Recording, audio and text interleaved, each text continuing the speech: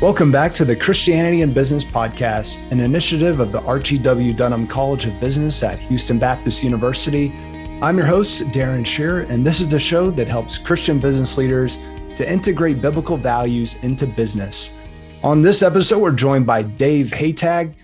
Dave is president and co-owner of Edgerton Gear Incorporated, a second-generation family business in rural Wisconsin, where he has worked for over 30 years. Dave has developed a culture that empowers people to make decisions that affect their work and that creates a vision in employees for the significant contribution they can make to the world through their calling in the workplace.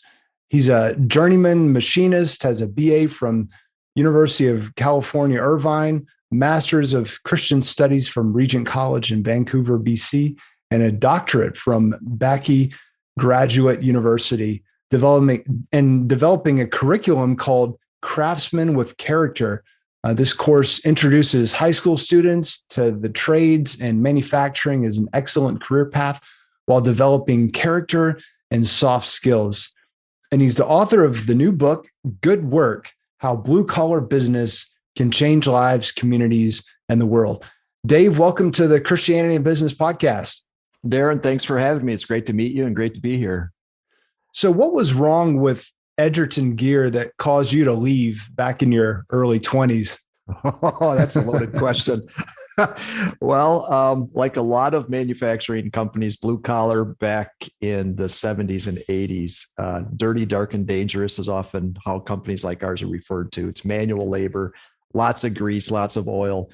But what's particularly bad or difficult for me is there's been a legacy of alcoholism in our family for generations.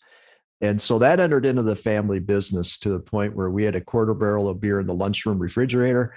There's parties every night after work. There was pornography everywhere.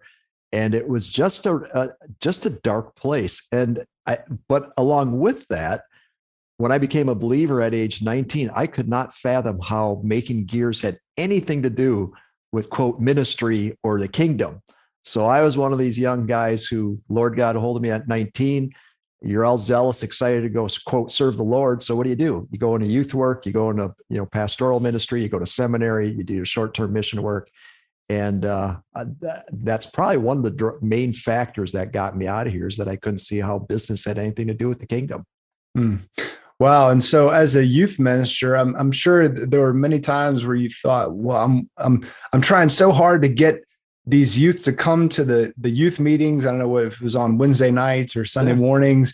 And meanwhile, if you were back in the shop, you would have these youth, young people, and an opportunity to minister to them. You've got this captive audience of people who are dependent on your company for their livelihood. And what a great opportunity to make disciples, right? Is that what was kind of going through your head? Well, no, because I didn't have that concept in mind at all. Wow. At that point, because again, to me, we're just making gears, and it was just a paycheck, right? And that was how our family survived. But it wasn't until years later when God really, I would say, called us back here, literally 30 years ago. Because I've often said it was the hole in my faith. I could see God work in inner city work in Mexico, in all these different places that we had done, quote, ministry.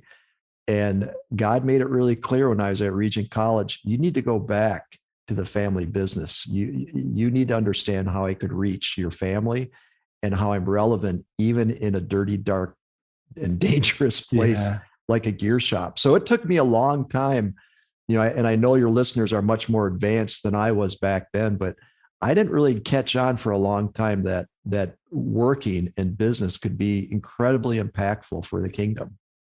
Was there a moment or maybe a personal encounter with somebody there in the shop where the light bulb just kind of went on that, wow, God is moving in this place and I have an opportunity to be a part of what he's wanting to do in the lives of these workers? Well, let me go back to, I went to 2 Urbana mission conferences when I was in my early 20s. And I went up and down the aisle to all the mission agencies and said, can anybody use a journeyman machinist? I didn't even get a maybe. So my worldview was, again, it was reinforced that, well, God's not interested in our family business or business period. But I had amazing mentors. Pete Hammond from InterVarsity was one. Paul Stevens up at Regent College was another. And they really helped me understand and see that no, business really is impactful and we have to be where God calls us to. So we came back here full of faith and hope. And yes, we're going to serve this blue collar world. And the first 10 years were absolutely miserable. And I can't even express how terrible it was, because we were called to come back and change a culture, and bring kingdom values into a place that, again, the beer drinking, the pornography, the backstabbing, the infighting.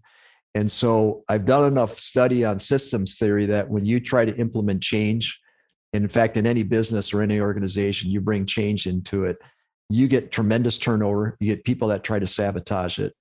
And so for the first 10 years, we're going, Lord, really? Where's the fruit? This is horrible. And our marriage almost didn't survive because it was so stressful. So I would say after 10 years, we started seeing impact where people were starting to embrace the values that we were trying to bring of humility and honesty and communication and integrity. But I think there's often a myth or I don't know what you would call it, that you would say, okay, I'm going to be zealous for the Lord. I'm going to see instant results. And I think God often calls us to places to suffer and to be a servant. And the results often take a long, long time that we're hoping for.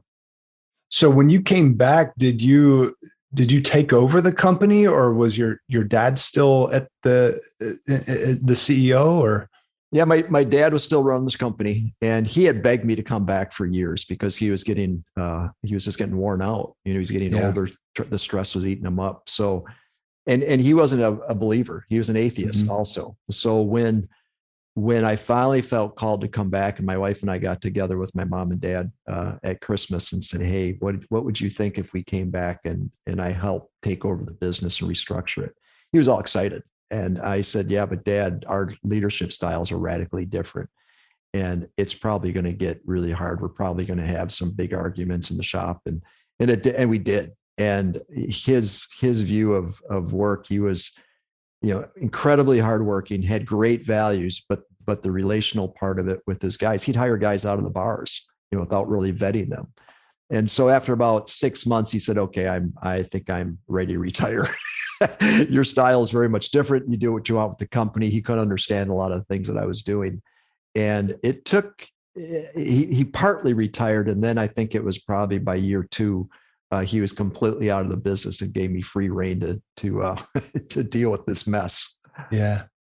Wow. And that sounds like, at least initially, kind of an unequally yoked type of an arrangement, which we can sense the pain that you were going through. Yeah, it was. You have 2 different value systems, and it was confusing because he built the company on quality, value, and service, really strong foundational values. But the other part of it with the alcoholism, the partying, I got so many stories. Any of your listeners that have come from alcoholic backgrounds, it's what you think is normal and healthy is not. And so all of that dysfunction wasn't so deeply entangled into the family business, the culture of the shop, that changing that was excruciatingly slow. And we started hiring folks for character and trying to find people that could really adhere to our value system. And it wasn't that I could just get rid of the other guys that were my dad's drinking buddies. I had to learn how to love them and get along with them and help them be different.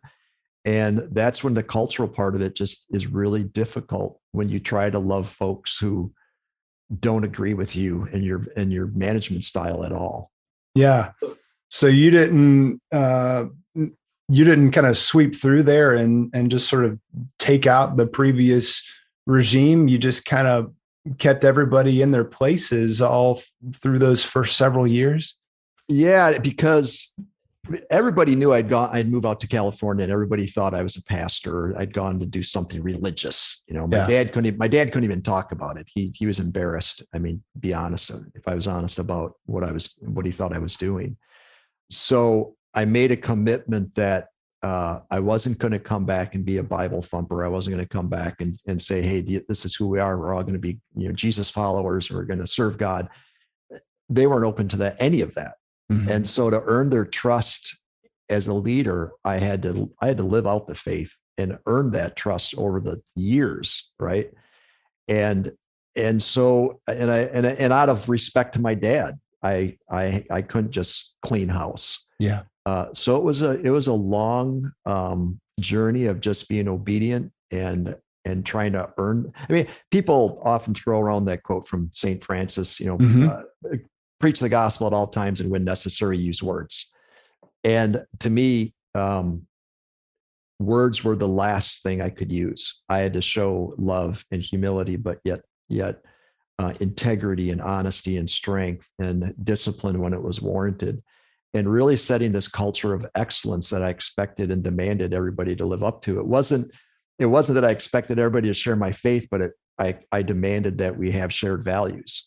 And if you couldn't adhere to our corporate values of who we are as a company, you're free to leave.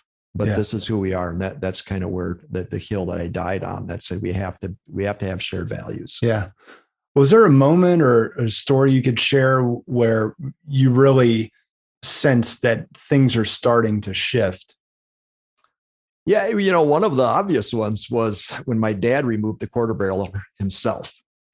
And because I felt I couldn't do that. That was his thing, And so I still remember the day when I was in the lunchroom and he was emptying all the beer had gone stale. So he was emptying into a sink. And he was angry and frustrated. He thought, what a waste, we're pouring all this beer down the sink. But that was a very powerful symbolic symbol, simply because the parties after work had stopped. And it was communicated that if you want a future here, you don't come to work drunk. You don't stay after and party every night. And that was one major symbol. I think the other ones that were similar after that were younger guys coming up to me and saying, this is totally different. Can we, how do we continue on like this? And then when you see employees that were trying, that I put the employees in charge of hiring new staff eventually. And one thing that really strikes me even today, when our staff is hiring new staff, the number one quality that they look for, and they smell it out so well, humility. They want humility to be the defining character quality of any person that works here, because they've come to recognize that if you don't have humility, it creates so many different problems. So it's things like that, when you see these kingdom values start to take root, that you start seeing replicated and emulated by your staff. Yeah.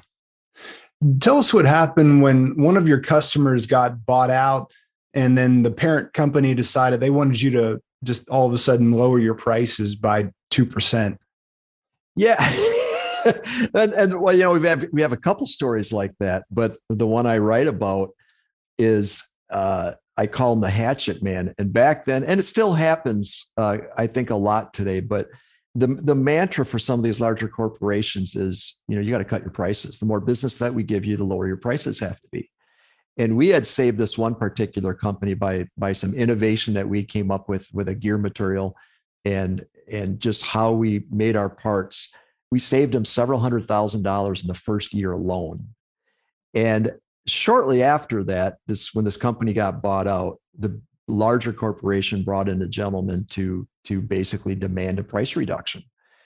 And I had to drive up to Green Bay, we're here in Wisconsin, and I thought, this is not going to go well. And went into the conference room, and it was a very stressful, you could cut the tension in the air, sat down.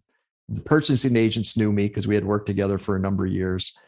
But this hatchet man sat down and he said, well, you've done this much work for us in the last 2 years. And I think it's only right, if you want to continue to work with us, that you have to give a 2% reduction. And I said, hold it. Life insurance, health insurance, utilities, wages, nothing else has gone down. Why would we do that? We have to stay profitable. We're not ripping you off. We're giving you a very fair price. It's not going to happen. And then he talks more and he goes, well, it's going to happen. If you want to stay working with us, you have to give us a 2% reduction. And I said, you have no, and I was nice. I was very respectful. I mean, you have to be humble because it is your customer. But I said, you don't really know the history of how much we've saved you over the years. And we are very good at what we do, at what we do. We're very, very fair. We're not going to give you that reduction. And he said, yes, you are. And I got up and I walked out and I said, it's not going to happen. And which was nerve wracking when you're talking with one of your larger customers that way. But I said, we've been fair and we cannot stay in business if we don't make a fair profit. So I walked out and the purchasing agent came running after me and she says, Dave, wait. And I said, what? She goes, that was awesome. I go, what do you mean that was awesome?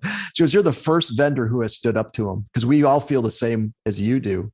And she said, if you had given in to him, I would have been so disappointed. And I said, why? And she was, because that would have proven that you weren't giving us your best price. And the fact that you stood your ground, validated what we believed about you. And even today, and that was 20 years ago, they're still one of our top 5 customers. Yeah. Wow. I mean, that's let your yes be yes and your no be no. Oh, and it's hard. I mean, your livelihood is at stake. And we've had another customer that's our larger customer, even now, our largest account. They demanded, and your listeners will probably appreciate this, but some companies, they don't want to pay you for 90 or 120 days. They try to stretch out the payment terms as long as possible. Yeah. And this company said, you know what?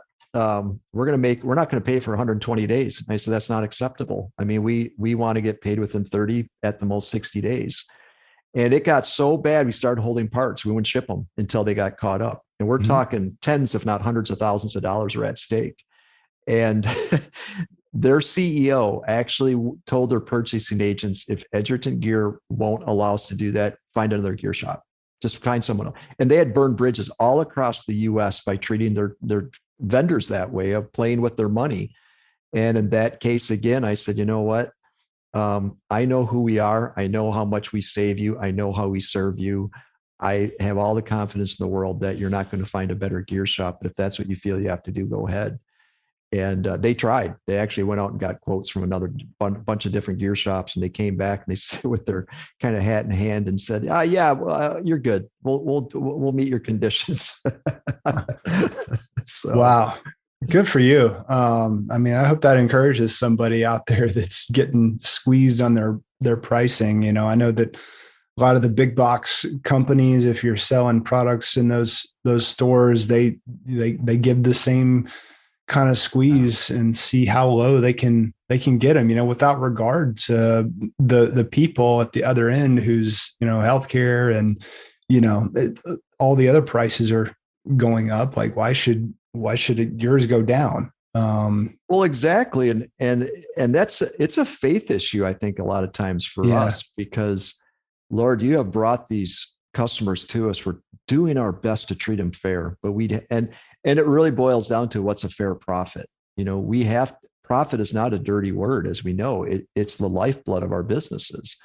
And I think when we explain to our customers and give them the service that we do and treat them as we want to be treated, they have the respect and they listen, and we've earned the right to be listened to. And we've set a bar of what it means to be a good supplier for them. And when you help them understand that it's not all about price, it's about that relationship. It's being there when they need you and when they're in trouble, and giving them the service and delivering on time and keeping your word and doing what you say you're going to do. That all plays into that relationship with that customer. That adds a ton of value besides just price. Yeah. Well said. Dave, what's your favorite Bible passage related to business and entrepreneurship? Well, the one that I'm camped out on currently, I mean, boy, I got a number of them, but let me go back. I have 2, but the big one that I think defines business for us is Matthew 6:33.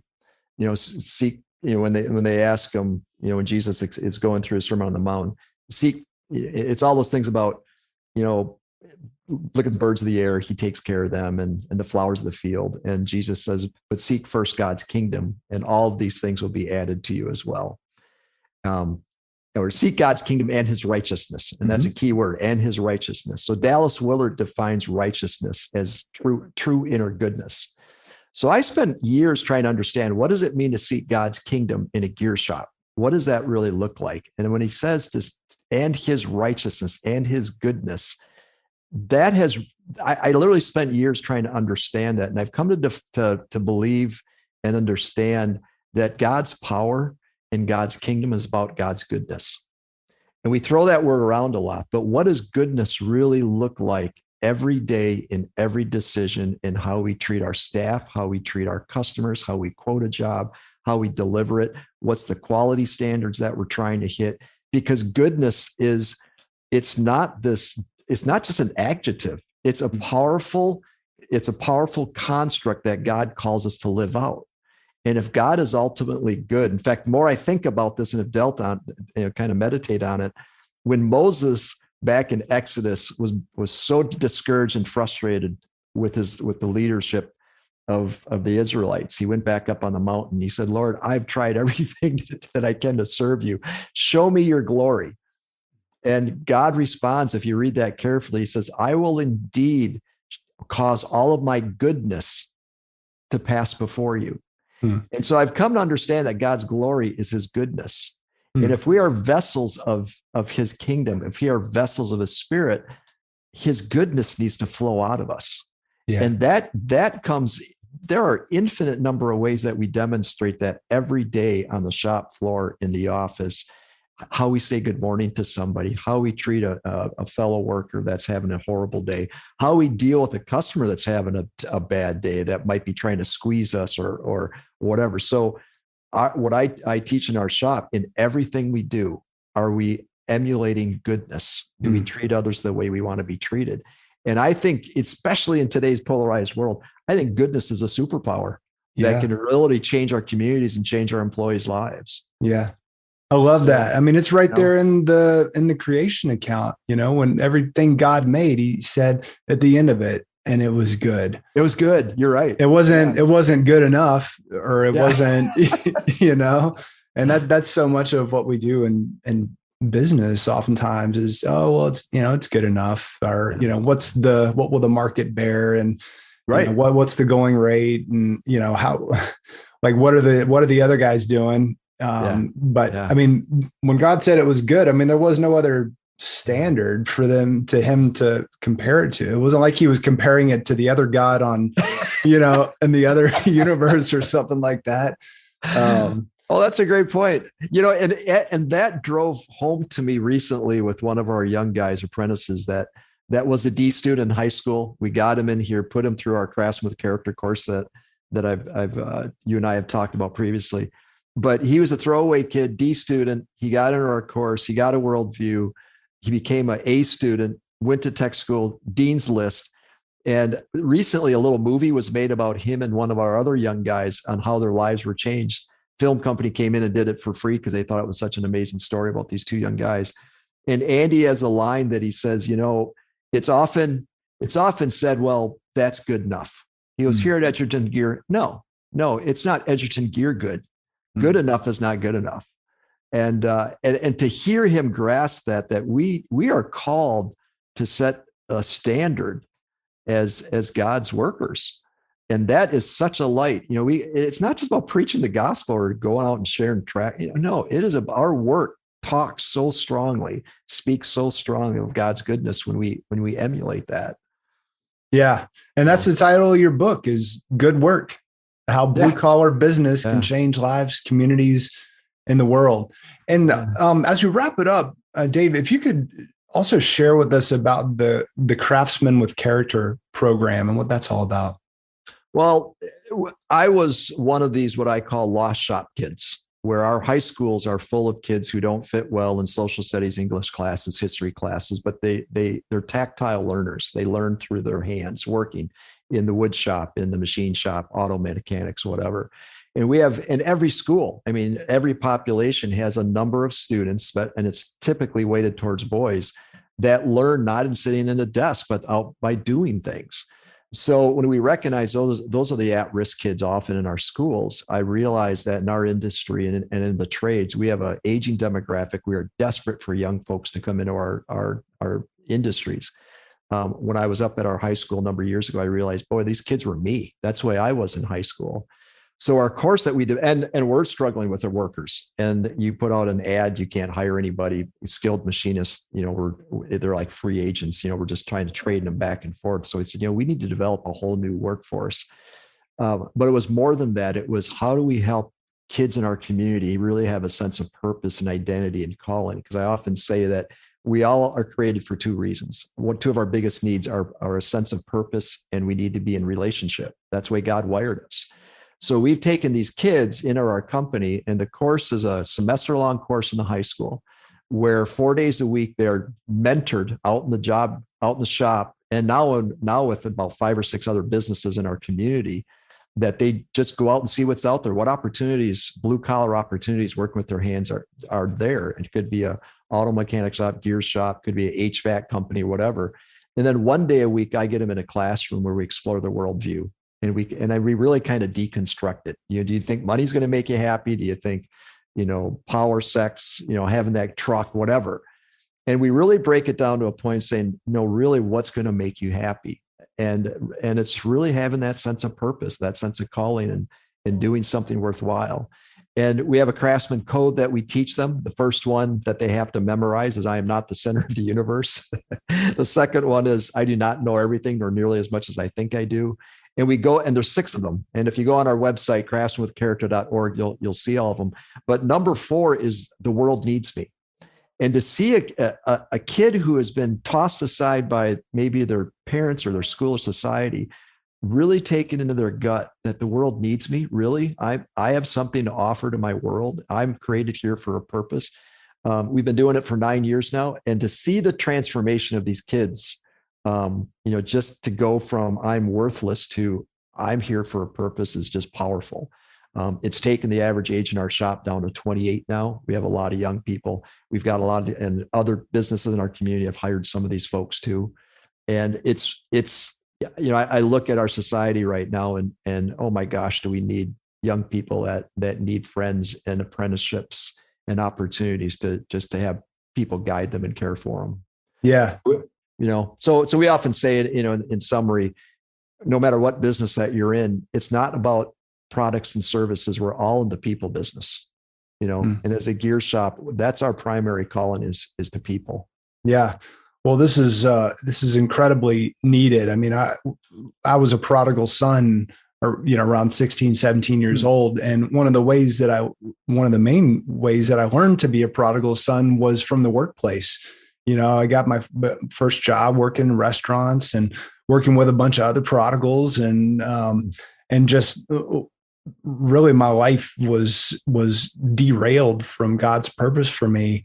And it's so backwards from the Hebrew model where a young person goes to work in their father's shop, right? Exactly. I mean, like Jesus, and you learn a trade, you learn a way to make an income, and through that, as we all know, I mean, you discover a sense of purpose and contribution to your society. And so I just love the work that you're doing, and I'm just excited and anticipating how God's going to continue to expand that into other companies and other schools, and just so thankful that He's given you a opportunity to deliver that into public schools.